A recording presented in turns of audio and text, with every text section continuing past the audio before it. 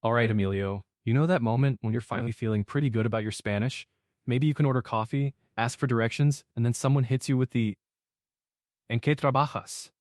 And your brain just freezes? Oh, absolutely, Wesley.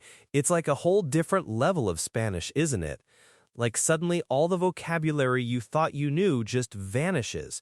You want to sound professional, articulate, and you end up sounding like a caveman describing a stick. Exactly. My first time I was trying to explain I work in marketing, specifically digital marketing, and I just managed to stammer out, Yo, trabajo con computadoras y, gente. The look on their face was priceless, like I was some kind of computer whisperer. Computer whisperer, that's brilliant, I can totally relate. When I was first starting out, I was still a student, so it was yo estudio, which is simple enough, right? But then they'd ask, ¿qué estudias? And I'd try to explain, environmental science, and it quickly became, yo estudio los árboles y el agua para el planeta. Which, I mean, isn't wrong, but it's certainly not ciencia ambiental. The struggle is real. And it's not just the nouns, is it? It's the verbs, the way you describe your daily tasks. Like, I analyze data becomes yo miro los números mucho. Or I manage a team turns into yo digo a la gente qué hacer.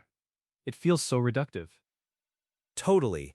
And then you add in the frequency words, like if I wanted to say normally I attend classes in the morning, I'd try normalmente yo voy a clases por la mañana, but then if they ask about homework, I often do homework late at night, suddenly I'm fumbling for a menudo or frecuentemente.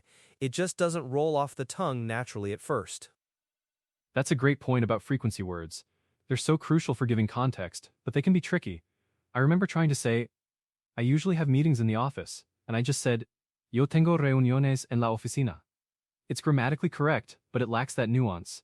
Normalmente tengo reuniones en la oficina, or a menudo voy a la oficina para reuniones sounds so much better. Right? And the oficina itself. For so many people now, it's not always a physical office. I might trabajar desde casa a menudo, but then dos veces a la semana voy a la oficina. Trying to combine all those elements, the when, the where, the how often, and the what I actually do, it's a mental marathon. It really is. And the present tense, while seemingly simple, can throw you off when you're under pressure. You're thinking about the specific vocabulary, and then suddenly you're conjugating a verb incorrectly because you're stressed. Yo trabaja instead of yo trabajo. Just simple slips. Yeah, those little slips. I remember once I was trying to explain that I study a lot, and I used está instead of estudio. The person just looked at me like I was saying it is a lot about myself. Mortifying. Oh, that's a classic one. So what did you do to get better at it? For me, I started making a list of key phrases and words related to my specific job, like soy gerente de proyecto, or desarrollo estrategias de marketing digital. I would actually practice saying them out loud. That's smart. I did something similar, but more focused on my studies. I wrote down Yo estudio ciencia ambiental en la universidad, then I'd add things like A veces hago investigación en el laboratorio, or Siempre leo muchos libros para mis clases. Building those sentences with the frequency words was key. And the confidence boost you get when you finally nail it, right? When you can actually explain what you do without feeling like you're playing charades. It's huge. It makes you feel so much more connected in conversations. Totally. It opens up so many more doors. Suddenly, people aren't just hearing you say yo trabajo, they're actually understanding what your day-to-day looks like, what your passions are, and they can engage with you on a deeper level. Definitely. I started to notice that once I could explain my trabajo, people would often share about theirs, and I'd pick up even more specific vocabulary, like learning the difference between un contador and un auditor, or un ingeniero versus un arquitecto. Context is everything. Yes, absolutely. And for students, learning how to talk about your major, your courses, your professors, it's vital. Tengo una clase de historia por la tarde. Mi profesor de español es muy bueno. Necesito estudiar para un examen difícil. These are everyday things we talk about, and you need the Spanish for it. And it also helps to just be okay with making mistakes.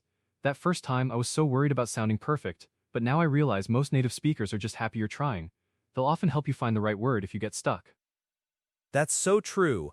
I found that if I at least got the main idea across, even if clumsily, they were usually very patient. Sometimes they'd even rephrase what I said correctly, and that was a great learning moment for me. Repetition is key, you know. Absolutely. It's a journey, not a sprint. And you definitely pick up speed once you start talking about real-world things like your job or studies. It's no longer abstract grammar, it's your life you're trying to describe. Yeah, it makes it super personal, and I think that's why it sticks better too. When you use trabajar or estudiar to describe your actual day, it solidifies in your memory much more effectively than just rote memorization. Definitely. So, for anyone out there listening, don't be afraid to practice explaining what you do. Start with the basics. Yo trabajo en, or yo estudio. Then add a little more detail, maybe some frequency words. You'll get there. And remember, oficina is a good starting point if you work in one, but don't be scared to explore more specific terms for your industry or field of study. The more precise you are, the better the conversation will be. Just keep practicing. Great advice, Emilio. It really boils down to consistent effort and embracing those awkward moments. They're part of the learning process. Couldn't agree more, and trust me, you'll have some good stories to tell later, so practicar, everyone. That's a wrap for us today. Thanks for tuning in to learn Spanish like I did. We'll catch you next time.